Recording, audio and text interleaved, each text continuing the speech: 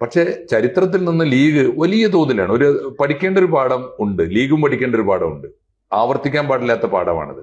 1989 തൊട്ട് ആദ്യത്തെ 10 കൊല്ലം എനിക്ക് നല്ല ഓർമ്മയുണ്ട്. ഞങ്ങളൊക്കെ കണ്ടു വളർന്നതാണ്. ഭീകരമായി വേട്ടയാടപ്പെട്ടിട്ടുണ്ട് AP ഗ്രൂപ്പ്. എല്ലാ നാട്ടും പുറങ്ങളിലും, എല്ലാ പള്ളികളിലും, എല്ലാ മദ്രസകളിലും വളരെ ക്രൂരമായിട്ട്. അറിയാലോ, ഈ പാവങ്ങളായ മുഅല്ലിമീങ്ങളും മുത്തഅല്ലിമീങ്ങളും ഈ ആളുകള്, മുദരിസുമാര്, ഖാദിമാര് ചെറിയ ശമ്പളത്തിന്, അതും നാട്ടുകാരണവന്മാരുടെ ഔദാര്യത്തിന് നിൽക്കുന്നവരാണല്ലോ. അവരെയൊക്കെ ക്രൂരമായി പിരിച്ചുവിടുക, വീടുകൾ പട്ടിണിയിലാവുക, മാത്രമല്ല അവരെ ക്രൂരമായി പരിഹസിക്കുക. ഈവൻ കൊലപാതകങ്ങൾ നടന്നിട്ടുണ്ട് സാർ. സാറൊക്കെ അത് റിപ്പോർട്ട് ചെയ്തതല്ലേ? അപ്പോ ധാരാളം അങ്ങനെ ഒരു കാലമുണ്ട്.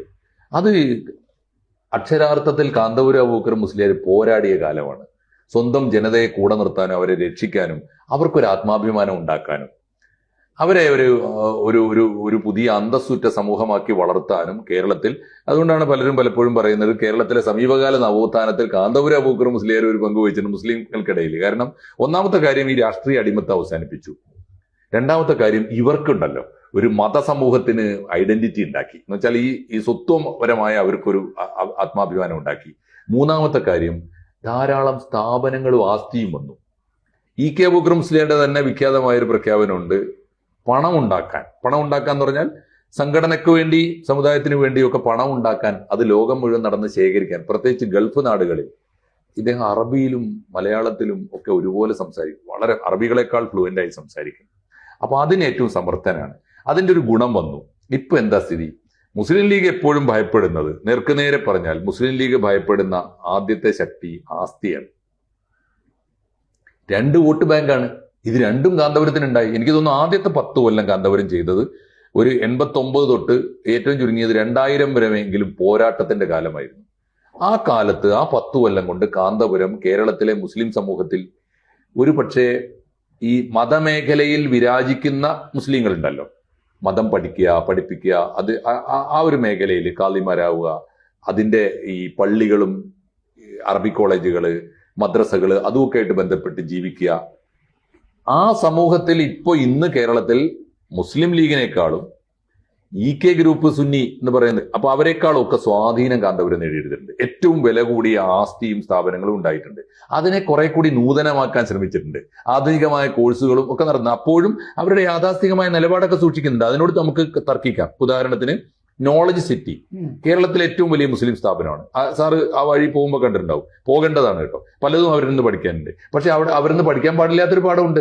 അവരെല്ലാ കൊല്ലവും മലയാളത്തിലെ മഹാകവികളുടെ ഉത്സവം നടത്തും. വലിയ പ്രതിഫലം കൊടുത്തിട്ട് എല്ലാ കവികളെയും വിളിച്ചു. നല്ല കാര്യം. ഞാൻ പറയുന്നത് അദ്ദേഹം ചെയ്ത സേവനത്തെ ആർക്കും കുറച്ച് കാണാതാണ് സാർ. ഞാൻ പറഞ്ഞു വന്ന കാര്യം ഇതാണ്. ആദ്യത്തെ കാര്യം, സമുദായത്തില് ആസ്തിയുള്ള ഒരു സ്ഥാപനമായി, സംഘടനയും മൂവ്മെന്റ് ആയിട്ട് AP ഗ്രൂപ്പ് മാറിയിട്ടുണ്ട്.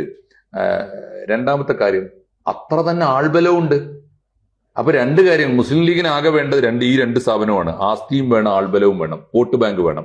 അത് ഇപ്പൊ കാന്തപുരത്തെ പഴയ കാന്തപുരമല്ല, ആട്ടി ഓടിക്കപ്പെട്ട കാന്തപുരമല്ല. കേരള മുസ്ലിം ജമാഅത്ത് എന്ന് പറഞ്ഞിട്ട് അവര് വേണമെങ്കിൽ രാഷ്ട്രീയ പാർട്ടി ആക്കാവുന്ന ഒരു സംഘടന ഉണ്ടാക്കി വെച്ചിട്ടുണ്ട്. ആക്കാവുന്ന ഞാൻ പറയുന്നത് അതിന്റെ ഉള്ളിൽ അങ്ങനെ അജണ്ട ഉണ്ട്. മുസ്ലിം ലീഗ് കാന്തപുരത്തിനെ കൂടി ചേർത്ത് പിടിച്ച് മുന്നോട്ട് പോയില്ലെങ്കിൽ, മുസ്ലിം ലീഗിന്റെ ഉള്ളിലും ഇത്തരം ഇന്റലിജൻസ് വർക്ക് ചെയ്യുന്നുണ്ടാവും. പോയില്ലെങ്കിൽ അടുത്ത സമീപകാലത്ത് വരാൻ പോകുന്നു. അവർക്ക് ആവശ്യത്തിന് ആസ്തിയായി, സ്ഥാപനങ്ങളായി. ഇന്ത്യയിൽ ഒട്ടാകെ അനാഥകളെ പോറ്റുകയും ദുർബലരായ അവര് കാന്തപുരം ഒരു രാഷ്ട്രീയ പാർട്ടിയും കൂടി ഉണ്ടാക്കി കഴിഞ്ഞാൽ മുസ്ലിം ലീഗ് ഔട്ടാവും. ഇല്ല, ആ ഓർമ്മയുണ്ട് സാർ. അവർക്ക് നല്ല ബോധ്യമാണത്. കേരള മുസ്ലിം ജമാഅത്ത് വലിയ ജാഥ നടത്തിയല്ലോ ഇപ്പോ. കാന്തപുരം രണ്ടുപേരും നല്ലത്. കാന്തപുരം ചെയർമാനും അതിന്റെ സെക്രട്ടറി, കാന്തപുരം ചെയർമാനാണ്. സെക്രട്ടറി ആരാന്നറിയോ? ഈ തങ്ങളാണ്, ബുഖാരി തങ്ങളാണ്. അദ്ദേഹത്തിന്റെ സ്ഥാപനം ഇതുപോലെയാണ്, മാതൃകാ സ്ഥാപനമാണ്. ഡിജിറ്റലൈസ്ഡ് ലൈബ്രറി ഞാൻ മലപ്പുറം ജില്ലയിൽ മാത്രമല്ല, മലബാറിൽ ആദ്യമായിട്ടുണ്ടാക്കിയത്. സാറ് അവിടെയൊന്ന് പോകേണ്ടതാണ്. ആ മയദീൻ അക്കാഡമിയിൽ വലിയ സ്ഥാപനം. ഞാൻ പറയുന്നത് അവരിൽ നിന്നൊക്കെ വലിയ പാഠങ്ങൾ പഠിക്കാനുണ്ട് ഇവർക്ക്. രണ്ടാമത്തെ കാര്യം വോട്ടുണ്ട്. മൂന്നാമത്തെ കാര്യം ഖലീൽ ബുഖാരി തങ്ങൾ. അദ്ദേഹത്തിന്റെ ഇന്റർവ്യൂ ചെയ്തിട്ടുണ്ട് സാറ്? അദ്ദേഹത്തിന് ഇന്റർവ്യൂ ചെയ്യണമെന്ന് ഞാൻ ഇന്ത്യ ടുഡേക്കാരോട് ഞാൻ പറഞ്ഞു. കാരണം ഇങ്ങനെ ഒരാൾ അവിടെ വളർന്നു വരുന്നുണ്ട്.